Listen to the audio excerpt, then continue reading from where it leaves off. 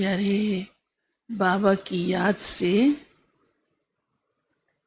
आत्मा को करंट मिलती है। करंट माना शक्ति, एनर्जी। इसलिए बाबा कहते हैं उस एनर्जी को लेने के लिए सबसे पहले आवश्यकता है कि इस देह का भान छोड़ो। तो प्यारे बाबा कहते हैं मैं आया हूँ आप सबको, आत्मा को करंट देने के लिए। अब आत्मा को तो करंट दुनिया में कोई नहीं दे सकता ना, सिवाय सर्वशक्तिवान बाबा के। साथ ही बाबा कहते हैं मैं आया हूँ, दुनिया दुखी हो चुकी है तो मैं सुख धाम का गेट खोलने आया हूँ और शांति धाम का गेट खोलने आया हूँ।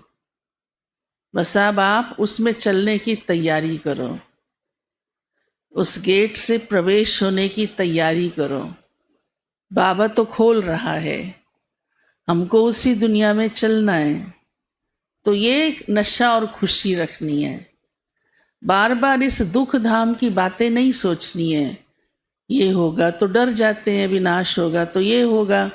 नहीं, हमारा क्या होगा, हमको तो सुख धाम में पहुंच जाना है, हमको तो शांति धाम में। अभी से ही बाबा कहता है आप शांति धाम की दुनिया में रहो, परम धाम में रहो। भले यहाँ शरीर है, कर्म कर रहे हो, लेकिन बुद्धि परम धाम में रखो। कई बच्चे बाबा ने कहा सोचते हैं हाँ बाबा से प्यार मिले। बाबा प्यार देता है लेकिन सबको एक जैसा नहीं मिल सकता। क्यों एक जैसा नहीं मिल सकता? कारण बाबा कहते जैसी जिसकी अवस्था होगी, अवस्था ही ठीक नहीं होगी, प्यार कैसे मिल सकता है?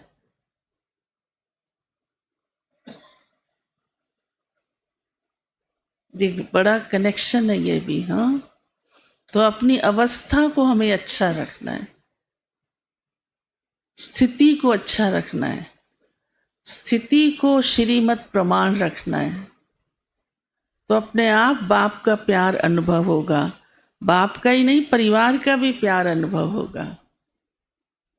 तो खुद को देखना है मेरी स्थिति कैसी है। कई बच्चे बाबा ने आज कहा है डल हेडेड होते हैं, डल बुद्धि होते हैं, समझते ही नहीं है। कितना भी समझाया जाए उनकी बुद्धि में बैठता ही नहीं है। रोज ही देखो बाबा की मुरली चलती है, कितना बाबा समझाता है, कितना समझाता है। फिर कई वैसे के वैसे जरा भी अपना परिवर्तन नहीं करते।